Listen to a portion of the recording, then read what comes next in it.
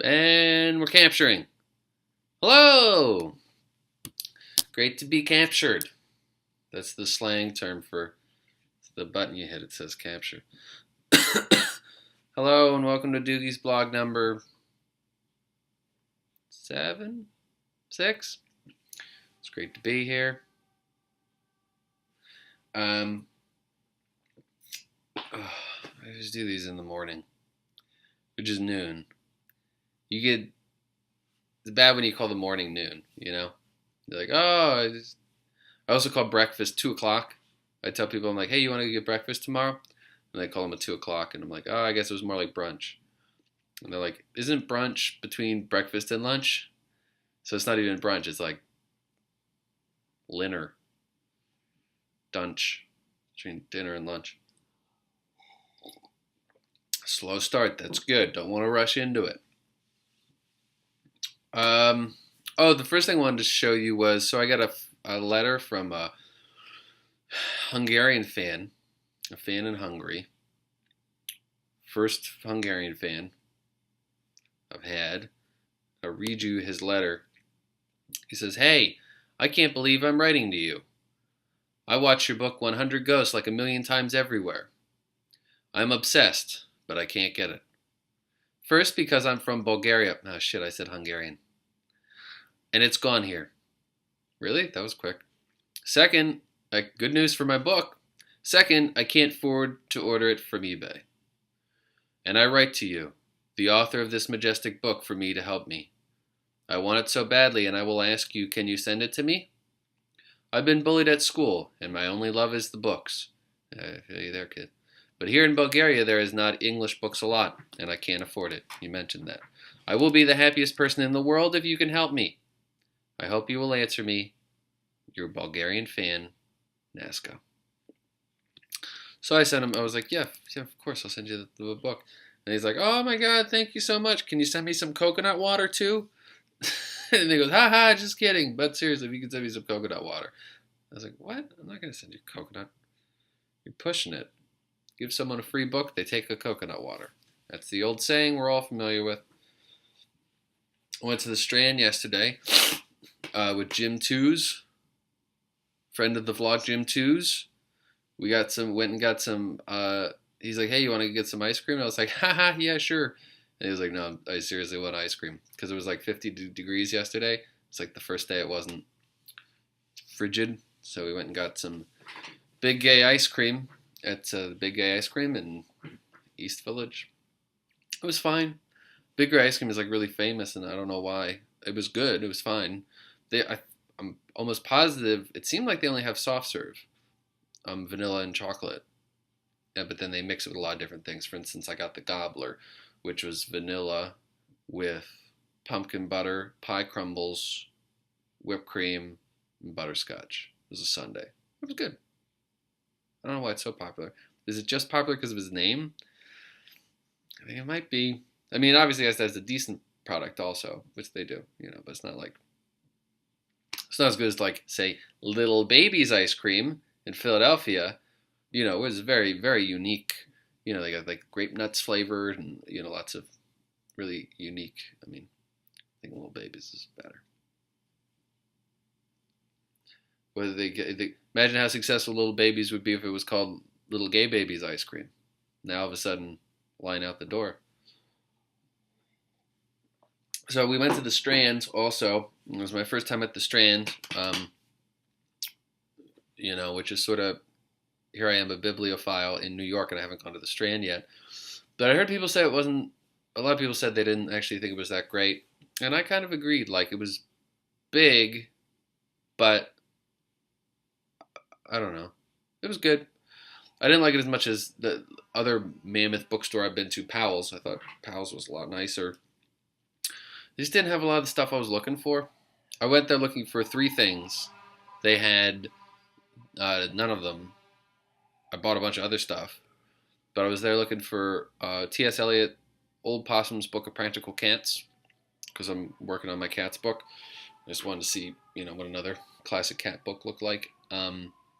Looking for some Bill Peet, a couple Bill Peet books. If you don't know Bill Peet, he's a children's author and illustrator. He did the Wing Ding Dilly and a lot of other stuff. I'm a big fan of his, but I don't actually have any of his work. And then I was also looking for Mercer Mayer, one of his children's books about, I can't remember what it was called off the top of my head. He did all his, he did a lot of books I didn't like, but he did this one about monsters. And anyways, didn't get any of those things, but what I did get was I didn't do my homework because Chronicle Books put this out, and I really like the illustration. And it reminded me of 100 Cats and some of my other work in that it's kind of random. The story is really just like the first page. He goes, I didn't do my homework because, and then he just goes through all sorts of crazy, unrelated things. Giant lizards invaded my neighborhood. Things like I was at my cat's funeral, stuff like that. And so I thought that was similar to some of my books, and I liked it. And I got Joan, I can't pronounce her name, Didion, The Year of Magical Thinking. Never read her before. I'm trying to read more like different stuff. I'm reading a lot of similar books, and I want to get some different things. It's supposedly good. Visible Man, Chuck Klosterman. Don't know if I'm going to be able to read this because the typography inside, I don't like the body font. It looks like it's Bodoni maybe. And then they do shit, they like mix the font up. They got like bold and bullets and questionnaires and stuff in there, and like this. I just can't, I don't know if I can handle that. The hardcover was even worse. The typography in the hardcover was like, you look at the page and you're just so annoying. All these different font sizes are just so loud. I was like, geez, I can't get it. This is the paperback, and it was a little bit better. And then I got a B.J. Novak book because he wrote a story in here called Wikipedia Brown, and I wrote a story called Wikipedia Brown, and somebody told me, they're like, hey, did you know B.J. Novak also wrote a Wikipedia Brown story? And I was like, oh, good. I also wrote a joke that he had also written, so I had to stop telling it. It was, I got a degree in psychology, and I got a degree in reverse psychology, and now I don't have a degree. And he also has that joke, which makes sense. It's a very simple joke. Oh, and I got a package from Quirk, Quirk Books today. I haven't opened it yet. I'm pretty sure it's books from Jason. I was talking to Jason, and yes. So it is Hollow City, which I designed, and I've seen in the bookstores, but I hadn't gotten an official copy yet. That's my hand. Oh, that's my handwriting. My handwriting is all over all my books, which I like. So excited to have my own copy of that. Looks good. And then, ooh, The Empire Striketh Back, William Shakespeare, which I designed that cover with the assistance of Quirk's new art director, Greg Kulik. I can't do it. Oh, there we go. So, oh, I already bumped it. Oh, jeez, I'm an idiot. So, ooh, I like the end papers. They're green. Green end papers. Makes sense. Makes sense. First movie's blue, second one's green, third one's purple. So, great. Got those. Okay. I think that was all. What else did I want to cover? I went to Philly a couple days ago. It was nice. Went to the Franklin Mortgage with some friends. I went with Shaner, Robert X, Jude, Jim Ginty, and then John Kensel was there for 1 second, and then he got a call from the Wid. I don't know if you know the Wid. He's a comedian in Philadelphia, one of my favorite comedians. First comedian I ever saw live. He only does prop comedy, and he only does puns. And he's insane.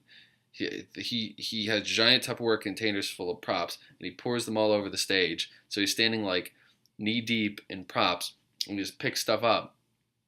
Like he'll pick up a stuffed lion, and I go, I'm not lying. And then he picks up a donkey and puts it on the line, and he goes, hey, I'm putting my ass on the line. And he drops the donkey, grabs 2 lions. He goes, hey, I got my pride. Drops them, grabs a bee, and goes, believe me. And then maybe you're thinking, like, that doesn't sound funny, but the pace he does it at, like, if you don't like one joke, he's got another 1 second later. Like, his setups are 2 seconds long. You get like 100 jokes in 2 minutes, and it's crazy. He's really good. He does the thing. He's got a corn cob, and he goes, "Ty Cobb." You're like, okay, and then he puts it down by his penis, and he goes, "Willie Mays." And you're like, all right, okay, I got to give you that one, Willie Mays. That's pretty good. He did another baseball player with that one. I forget what it is. Anyways, he's great. So we're at the Franklin Mortgage trying to get some drinks. John gets a call from the WID. He has to leave immediately because he has to go pick him up. John is the WID's driver. Because if the WID goes anywhere, he needs like a pickup truck to carry all his stuff. So John had to go do that. So he didn't get to join us. But the Franklin Mortgage, great drinks in Philadelphia. It's like Prohibition era. So they're very unusual drinks. I got a fancy rye cocktail and Art School Timeline was the other drink it was called.